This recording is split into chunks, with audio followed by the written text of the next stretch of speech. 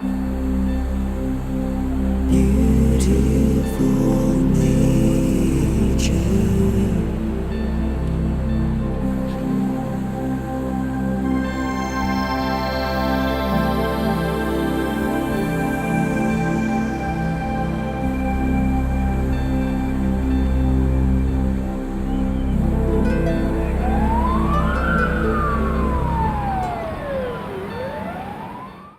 Fire season is on hand, as has just been witnessed by the fires that have been raging across the Cape Town mountains. These fires are devastating and place humans' life and properties at risk. It must be remembered that the Fynbos vegetation needs regular burning for its persistence. And that is why we are here today at NCC to find out how do they keep this cycle running with safety precautions. So controlled fire is a fire that's deliberately started for specific purposes. Either that's a risk reduction to remove the potential threat of an uncontrolled fire, and also ecologically, if an area needs to burn in order to rejuvenate the area, a controlled fire is often done. Okay, controlled burns are planned meticulously in the months before. This will generally involve a company such as NCC ourselves. We will meet with the client, do a full assessment of the area to be burned, and then we'll apply for burn-in permit. That's usually issued by the district municipality. And on the day of the burn, they'll also often assist us in terms of providing personnel, vehicles, equipment, and things like that. Yeah, obviously, a concern with controlled burns is other animals. So what we'll do before we burn a site is generally send the crews through to flush out the area. Things like birds will move off, and we'll look for tortoises, reptiles. If we encounter those, we'll move them to another location. What's also important to bear in mind is that the burns are planned at a time of year when certain animals will either be hibernating, there won't be bird chicks in the nests, so it's a safe time of year, along with the fact that when we will burn an area, it's generally done quite slowly. We'll burn a piece at a time, so if there are spore antelope, they can move away before the fire gets to them. Most controlled burns are basically planned for the end of summer, because that's the time of year when normal fires would occur in nature. What also happens is most animals have actually prepared for fires at time of year, either by being underground or having laid their eggs so that those are safe underground already. It's just the way that we try to replicate nature and do our fires as ecologically safe as possible. The usual time when the gap between fires would be anywhere between, I'd say, 10 to 25 years. With nature, it's very variable, so sometimes we could do 7 years, 15 years. Generally, a safe bet's about 10 years apart. The next burn we're going to do will be in May 2018. The area that we're going to burn is 10 years old. That is a very important factor to consider when we apply for our permit. The municipality will look and ask us, when last has this area burned? If the vegetation is too young, they'll say, you're not able to burn this, we need to leave the vegetation until it gets a bit older. The reason for that is that many Fynbos species only produce seeds after a certain number of years. So if the vegetation is burned too frequently, too short years between it, then there's not enough time for the plants to produce seed, and burn it, it will actually die out. When we do a site burn, a controlled burn, a lot of effort goes into preparing the site beforehand. So we'll obviously go out, do a full assessment of the site, look for risk areas, anything like power lines, anything that could cause problems when the burn's done.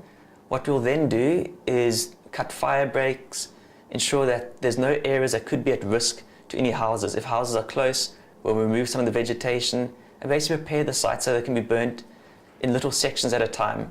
When we light up as well, we ensure that the conditions are not actually ideal for fire. Low winds, often a little bit cold, maybe a little bit of rain in the air, and we'll light up a little section at a time and slowly, piece by piece, burn it. Before we do any controlled burn, we'll do public participation, which involves often putting a notice in the local newspaper. This will happen a couple of weeks before we actually plan to do the burn, just so people are aware of it.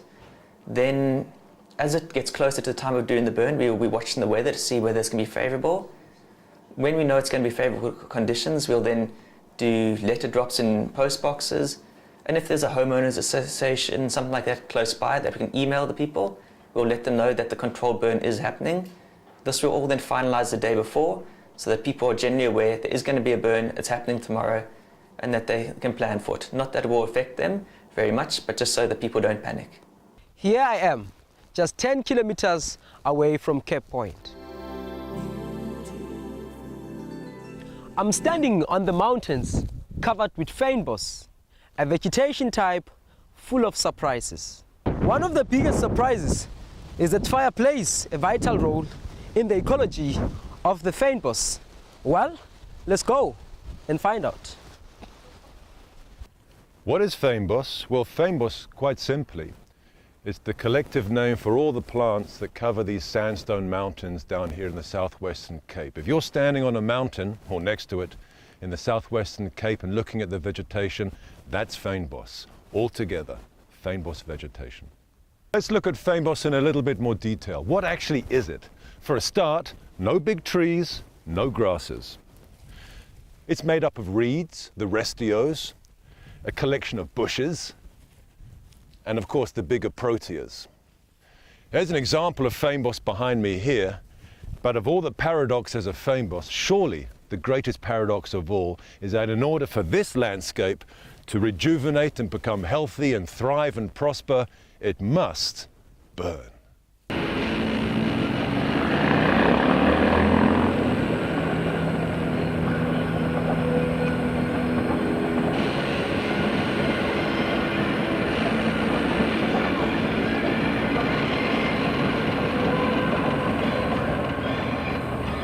Take a look at this pincushion right here. Looks like it could never recover. Look what happens after a fire. Fire is the very mechanism that makes this thing grow. So what actually does fire do? Let's take a look in detail. The first thing it does, it burns off all the old dead material and covers the area in a nice dose of nutritious ash and fertilizer. By burning off the dead stuff, it means that everybody has a chance for full sunlight and the rains that'll come through now.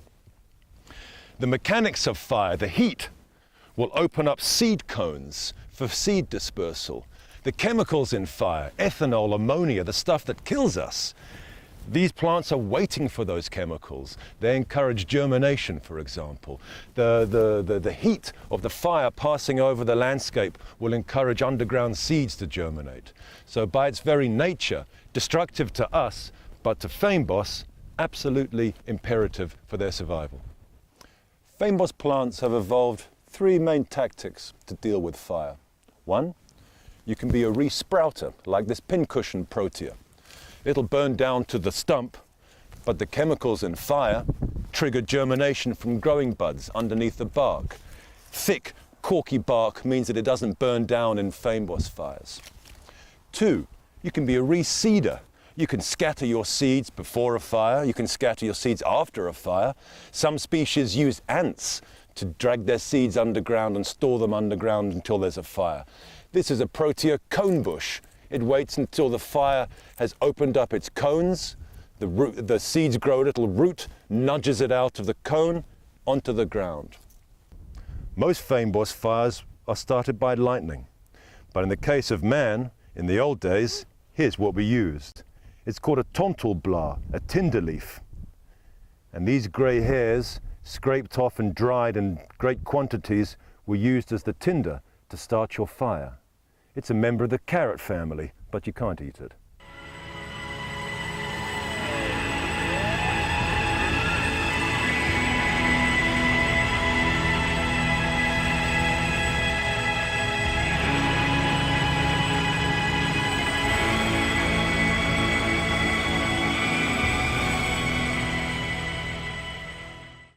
I think Proteas and Fynbos, the industry definitely provides job opportunities because more and more farmers are planting Proteas and Fynbos for the local market and for the export market.